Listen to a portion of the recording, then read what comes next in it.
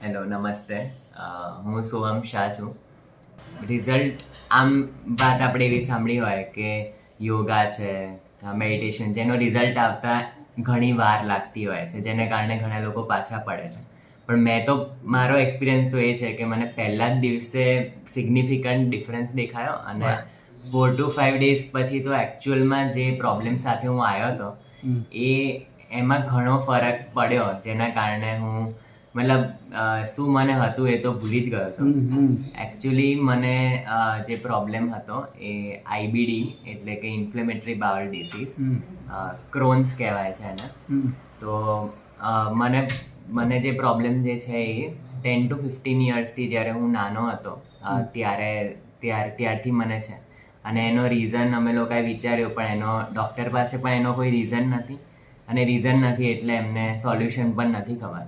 તો એની ઘણી બધી મેં ટ્રીટમેન્ટ લીધી. મને ઘણા બધા સિમ્ટમ્સ જેવી રીતે પેટમાં દુખવું, ઇન્ટેસ્ટાઇનમાં સ્વેલિંગ, અલ્સર્સ, મતલબ 1000 જાતની વસ્તુઓ જેટલી પણ પેટના પ્રોબ્લેમ સાથે થાય એ હતી. તો મેં બધી અલગ અલગ લાઈક આયુર્વેદના ટિપિકલ વસ્તુઓ પણ ટ્રાય કરી. આપણે એલોપેથીના પણ ઘણા ડૉક્ટર્સ બદલ્યા, પણ એટલો કોઈ બેનિફિટ થયો નહીં કે જે મને એકચ્યુઅલમાં ઠીક કરે. થોડી વાર ઠીક થઈને પાછું ઉથલો મારે, અને ઉથલાના કારણે જ મેઇન મને તકલીફ મેં જોઈ છે. તો જ્યારે હું આવ્યો એના પહેલાં 1-2 વીક પહેલાં મને એક બહુ સિવિયર એપિસોડ આવ્યો હતો સ્ટમક એકનો. તો મને બહુ જ પેટમાં દુખતું હતું અને આખી સિસ્ટમ ઇમ્બેલેન્સ થઈ ગઈ હતી. તો પછી મારો એક ફ્રેન્ડ છે, એના મમ્મી યોગામાં જતા હતા. જસ્ટ મને માઇન્ડમાં યાદ હતું કે અચ્છા એક સહસ્ત્રાર ક્લિનિક જગ્યા છે કે જ્યાં યોગા સારું કરાવે છે. તો મેં ઇન્સ્ટાગ્રામ ને યુટ્યુબ પર એમ જોયું. તો પછી હું આવ્યો. હું એટલા ટેન્શનમાં હતો કે આનું કેન્સર તો નહીં થઈ જાય, મારે આગળ શું કરવું જોઈએ લાઈફમાં, આ છોડી દેવું જોઈએ, જોબ છોડીને કંઈક બીજું કરવું.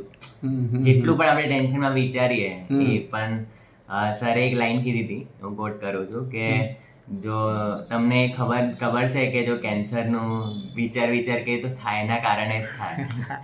એટલે એ મારા માઇન્ડમાં બેસી ગયું. એ દિવસથી હું આજ સુધી અને આગળ પણ એવું જ ચાહીશ કે ક્યારે પણ આ ટાઈપના વિચારો ના આવે, કારણ કે બોડી પોતાને જ હીલ કરી શકે છે, જે મેં બેલેન્સ થેરપી અને રેગ્યુલર યોગાથી જોયું છે. મારે ટોટલ જે પ્રોબ્લેમ હતો એમાંથી 95% જેટલું ઠીક થઈ ગયું છે. અને હજી પણ હું કન્ટિન્યુ યોગા કરીશ